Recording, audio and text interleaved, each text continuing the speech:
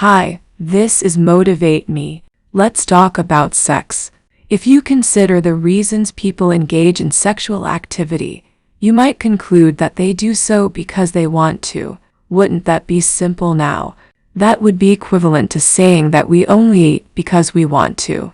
Instead, your motivation to eat may come from a biological urge to be hungry, a need for iron in your body, a desire to indulge in something delicious, or a desire to avoid a bad feeling because you feel obligated to. So it's not that easy. There are 9 common sexual motivations, though there are many more. It's okay if your motivations change from time to time. Additionally, some may overlap, meaning that multiple motives may exist concurrently. Understanding your motivations is important because it gives you the opportunity to pause and consider whether you want to approach sex with your partner in this way. If not, ask yourself what kind of motivation you would prefer. Motivation 1. Obligation.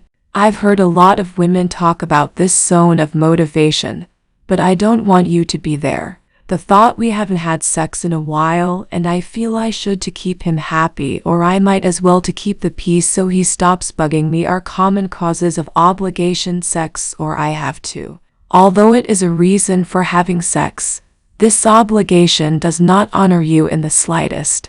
Motivation 2. Giving a gift of connection. When you agree to gift sex, you do so even though you weren't thinking about or looking forward to having sex at the time, because you want to give your partner and the relationship the gift of connection. The crucial distinction is between a yes I want to and a yes I have to, which is an obligation. You can tell the difference between the two by doing a gut check. If there is a sinking sensation, tightness, or internal eye roll to your yes, that would indicate obligation is afloat. And if there is an openness, leaning forward, internal curiosity, or smile, then a gift is being given. Motivation 3. Reducing concern about the relationship. Anxiety, a feeling of insecurity about whether we are loved, wanted, desired enough, etc., can be a driving force for having sex. This indicates that you are looking for sex to allay the anxiety brought on by thoughts like, does my partner love me? It may be an attempt on your part to allay the fear of abandonment at its core.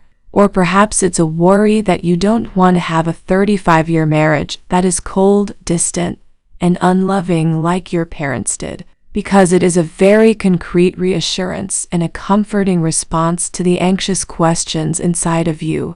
You might seek out sex with your partner. A reassurance argument might go something like this.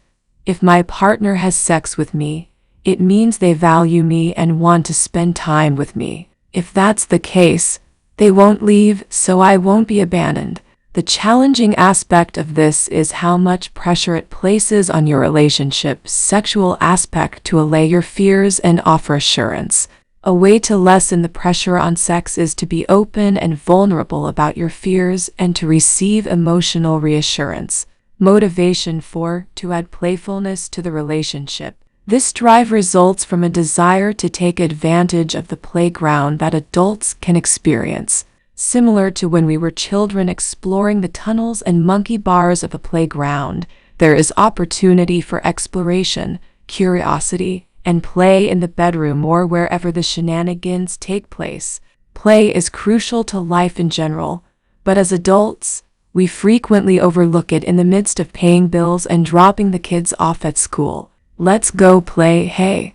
When you use your imagination and creativity, the possibilities are endless, and this can be a fun motivator. There are a ton of toys. Motivation 5. Trying to conceive. Let's have a baby. Chant approach to having sex is fairly simple. For those who want to start a family or expand their brood, this motivation is the biggest incentive to engage in sexual activity. Even though some other motivations may overlap with this one, trying to conceive a child can occasionally feel like an obligation despite generally being enjoyable and playful. Be careful not to let the baby fever overshadow your relationship with your partner when having children is a major focus. Motivation 6. to connect with your partner. This fits in perfectly with being intentional in your relationship, making it a great way to be motivated to have sex.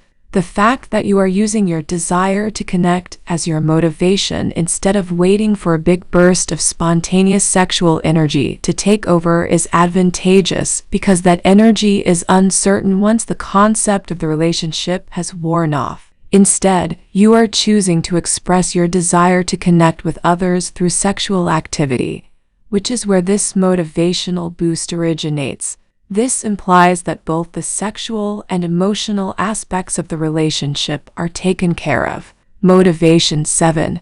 For sexual satisfaction. Although many of us enjoy having sex, some women do not enjoy having sex due to barriers to arousal and desire, such as pain during sex.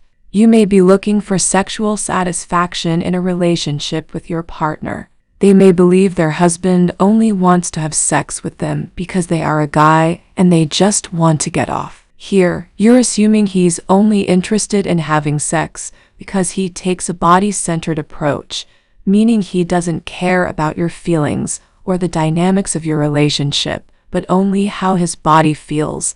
This causes a complete resistance to having sex with their partner because they either believe that their partner only wants to get off and that's it, or they believe that if they don't have this same motivation for wanting sex, it will make them feel guilty or broken inside. Motivation 8.